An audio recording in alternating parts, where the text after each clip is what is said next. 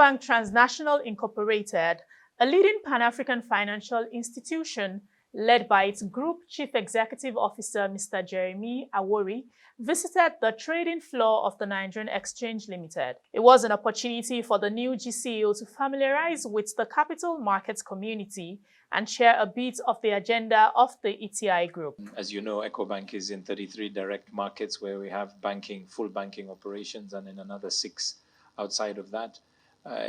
We really applaud what the Nigerian exchange is doing in terms of capital market development and congratulate you on the number of initiatives that you've already taken.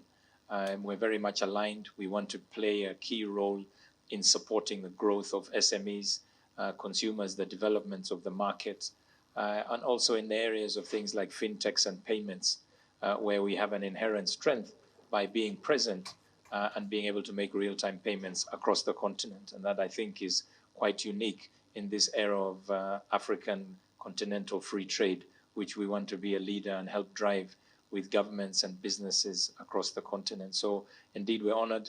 Thank you very much for hosting us, and we're very pleased to be here. The CEO of the Nigerian Exchange Limited, Mr. Temi Popoola, who received the ETI management team and the Ecobank Nigerian executives, commended the financial group for its strides leveraging the stock market. Some of the leading innovative things that ETI has done for our market, whether they're things like Eurobonds, putting Nigerian corporates on the map, they're listing in our market, they're listing in a few other African markets, they're doing a lot in sustainability, and even the way they drive the bank strategy, very in line with what we would expect of responsible and sustainable companies at the exchange. So we applaud and welcome that very much. Chairman of Ecobank Nigeria, Mrs. Bola Adeshola, reassured the capital market stakeholders that the subsidiary will continue to support the profitability of the group. I believe that the Group CEO, Temi Awori, has spoken about ETI and the thrust and objectives of ETI across Africa.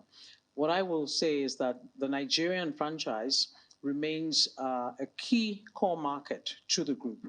And the thrust of what we do is to try and increase our contribution to the group's earnings. And we believe that we're very well positioned to contribute significantly to the Nigerian market. Highlight of the event was the formal closing gong ceremony performed by the GCEO of the ETI.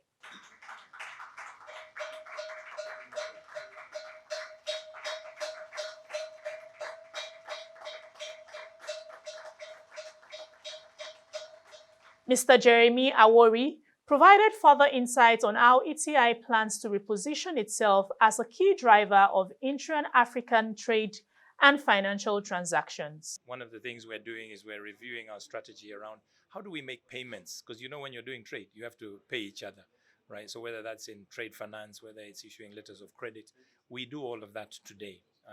But what we're looking to do is how can we even make those payments even more frictionless, even faster? We have the payment rails today where you can make real-time transactions, across countries, right? So, for example, I was sitting in another market and I was ordering clothes in Nigeria, and I can make that payment direct, right? And that's an example of trade, So it's not, it doesn't have to be big, fancy, huge, transactions that we might expect. It could be smaller traders. So we want to work with governments and the private sector interested in trade, link up these opportunities and be the partner of choice as they do so. Ecobank Transnational Incorporated, with operations in sub-Saharan Africa, is poised under the leadership of Mr. Temi Awori to provide innovative leadership in Pan-African banking, strengthening intra-African trade, supporting SMEs, promoting sustainable development, and increase investments in technology, synergizing efforts with fintechs. The first is we've got banking operations in 33 countries, right? So we've got the biggest spread of any bank on the continent, and that gives us a unique position and a unique advantage. We've got a very strong technological platform that allows us to take banking services very quickly and very deeply into many markets. And Nigeria is no exception, where we've got a lot of customers here. So what are we looking for? We're looking to grow our business. We're looking to provide financial services, not just to retail customers, but also to SME and to corporate clients.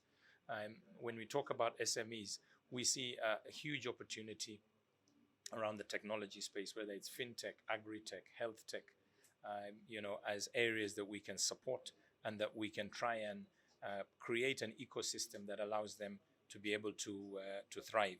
And where they can partner with us is when they take their businesses international, they can plug into our APIs and they can be able to suddenly do collections, make payments across the 33 countries without having to go and set up. So we have that opportunity. We're building out a trade hub which will link buyers and sellers of their goods, again, doing that digitally. So we intend on investing a lot on our digital business, investing in making transactions smooth and easy for people so they can focus on their business. And we just see this continent as a huge opportunity, and Nigeria is front and center. You've got very smart people, you've got a dynamic environment, it's the biggest economy, there's a lot of change happening, and it's one of the fintech capitals on the continent. These are steps that will create value for the shareholders and deepen activities in the Nigerian stock markets. Generally speaking, you would find that the exchange has been at the forefront of innovation around climate financing. And frankly speaking, along innovation around ESG in general, we are in several partnerships, for example, with the IFC, with the World Bank, with the UN Sustainability Development Initiative also as an example. But I think generally our view is that we need to also deconstruct the conversation a little bit further. We will be looking at this one from a capital raising standpoint, first and foremost, but also from a sustainability standpoint. So we, for example, when you think about sustainability, we're going to be releasing a set of framework, for example, on carbon reduction footprint on the exchange. We'll be looking to work with not just our listed corporates, but with DFIs, with private equity firms, with GPs and LPs, to really try to strengthen the conversation around corporates, their carbon footprints. What this would do is to lead to a bit more responsible and sustainable ways of running companies. These ultimately, as the data shows, drive much better, more profitable companies and then makes them a lot healthier. Are there ways that we can mobilize finance for climate-related initiatives? We do think that there are ways, but if we also wanted to be practical about it, it is one of those things where it's the sort of top-down approach that we think works. And the conversation is happening in the right direction. We've seen a lot of the discussions that have happened right from the Paris Accord all the way to, more recently some of the COP events. But in the end, we do think that our market is getting positioned to ensure that once we get the reporting frameworks properly, once we get the guidelines proper, our corporates then are able to attract this kind of financing from their level. And then second of all, also direct perhaps capital raises on the subject matter. And it's one of the reasons why we're pleased with hosting ETI today. ETI has been a market leader when it comes to sustainability, climate-related financing, and capital raises.